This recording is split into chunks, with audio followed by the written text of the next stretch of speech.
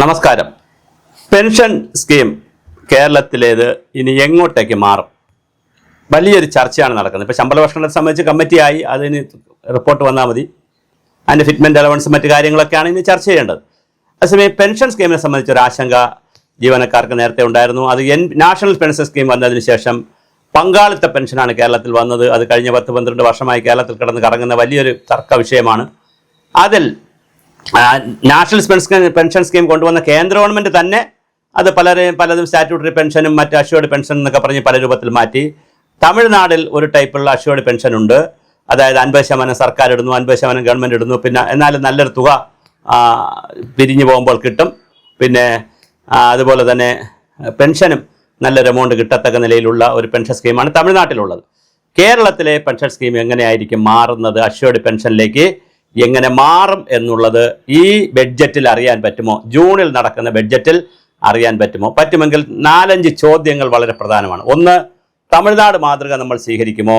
Number 2, 50% ഉദ്യോഗസ്ഥരും ജീവനക്കാരും വിടണം, 50% ഗവൺമെൻറ് വിടണം എന്ന തത്വം വരുമോ? അതോ അതിൻ്റെ റേഷ്യോയിൽ വ്യത്യാസം വരുമോ? പിരിഞ്ഞു പോകുമ്പോൾ എത്ര തുകയായിരിക്കും കൊടുക്കുക?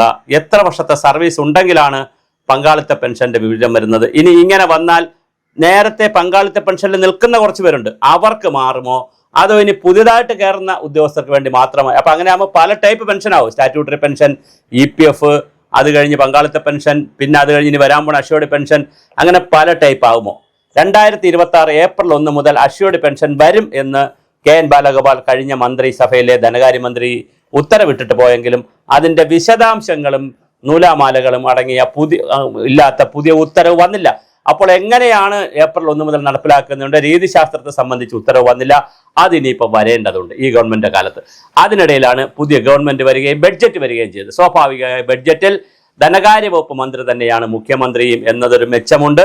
അങ്ങനെ വരുമ്പോൾ മുഖ്യമന്ത്രി അത് പ്രഖ്യാപിക്കുമോ, വളരെ കൃത്യമായി പ്രഖ്യാപിക്കുമോ എന്നാണ് അറിയേണ്ടത്. ധനകാര്യ വകുപ്പ് മന്ത്രിയായിരിക്കും കേരളത്തിൽ പണ്ട് അച്യുത മേനോൻ ധനകാര്യ വകുപ്പ് കുറച്ചു കാലം കൈകാര്യം ചെയ്തിരുന്നു. അത് കഴിഞ്ഞാൽ ദീർഘകാലമായി ധനകാര്യ വകുപ്പിന് മന്ത്രി ഉണ്ടായിരുന്നു. അത് UDF വരുമ്പോഴൊക്കെ KM മാണി സാറായിരുന്നു ധനകാര്യ വകുപ്പ്. പിന്നെ KM മാണി സാറ് മത്സരിച്ച് ഇപ്പം മരിച്ചുപോയി. ഇപ്പോൾ KM മാണി സാറില്ല. ജോസഫ് സാറിൻ്റെ ഗ്രൂപ്പുകാരിൽ ജോസഫ് സാർ ആയിരുന്നു സീനിയർ. ജോസഫ് സാർ മത്സരിച്ച് ജയിച്ചില്ല. ജോസഫ് സാർ ജയിച്ചിരുന്നെങ്കിൽ ചിലപ്പോൾ ധനകാര്യ വകുപ്പോ അല്ലെങ്കിൽ റവന്യൂ വകുപ്പോ സാറിന് കിട്ടുമായിരുന്നു. സാർ എന്തായാലും മത്സരിച്ചില്ല. അപ്പോൾ പിന്നെ മോൻസ് ജോസഫ് കുറച്ച് ജൂനിയറാണ്, അതുകൊണ്ട് അദ്ദേഹത്തിന് എന്നാലും പ്രധാനപ്പെട്ട ജലവകുപ്പ് കൊടുത്തു. ധനകാര്യ വകുപ്പ് ഇപ്പോൾ കൈകാര്യം ചെയ്യുന്നത് മുഖ്യമന്ത്രി നേരിട്ടാണ്. അത് കഴിഞ്ഞ 2 വർഷമായി അദ്ദേഹം ധനകാര്യ മാനേജ്മെന്റിന് ആവശ്യമായ ഒരുപാട് കാര്യങ്ങൾ ഹോംവർക്ക് ചെയ്തിട്ടുണ്ടെന്നാണ് അദ്ദേഹം പറയുന്നത്. അങ്ങനെയാണെങ്കിൽ അഷ്വേർഡ് പെൻഷൻ എങ്ങോട്ട് മാറും എന്നുള്ളൊരു ചോദ്യം വളരെ കൃത്യമാണ്. അതിൻ്റെ മാതൃക എന്തായിരിക്കും? തമിഴ്നാട് മാതൃകയാണോ അതോ കേരളത്തിൻ്റെതായ തനത് മാതൃക വരുമോ?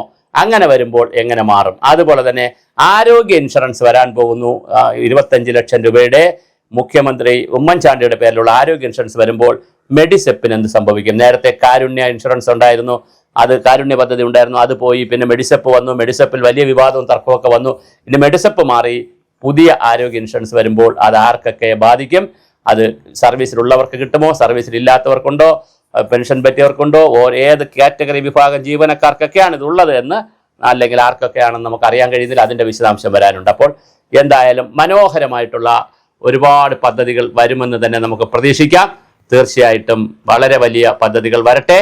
അതിൽ അഷ്വേർഡ് പെൻഷൻ മാറുമോ ഇല്ലയോ, അത് വരുമോ ഇല്ലയോ, വന്നാൽ അതിൻ്റെ പാറ്റേൺ എന്തായിരിക്കും എന്നുള്ളതിനെ സംബന്ധിച്ചാണ് ഇപ്പോൾ ഒരു സംശയമുള്ളത്. എന്തായാലും തമിഴ്നാട് മാതൃകയാണ് ഏറ്റവും നല്ല മാതൃകയായിട്ടാണ് ജീവനക്കാർ കണക്കാക്കുന്നത്. 50% സർക്കാരും 50% ഗവൺമെൻറ്റും അല്ല ജീവനക്കാർ വിടുന്ന പദ്ധതിയാണ് നല്ലതെന്നാണ് പറയുന്നത്. എങ്ങനെ വരുമെന്ന് നമുക്കറിയില്ല.